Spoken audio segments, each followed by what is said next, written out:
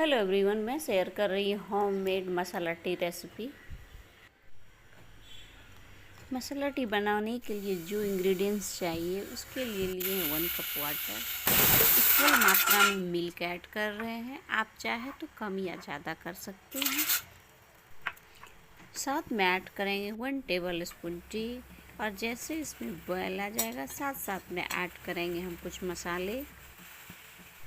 जो मैं इसमें मसाला ऐड कर रही हूँ वो है क्रश किया हुआ जिंजर, छोटा सा सिनेमन स्टिक, 2 ग्रीन कार्डमम, साथ में कुछ तुलसी के पत्ते और 2 से 4 लवंग। साथ में ऐड किए हैं ब्लैक पेपर और रोज पेटल्स। 3 से 4 बॉयल होने पर इसमें ऐड करेंगे शुगर टेस्ट के अकॉर्डिंग, और ये टी रेडी है। होममेड मसाला टी रेडी है।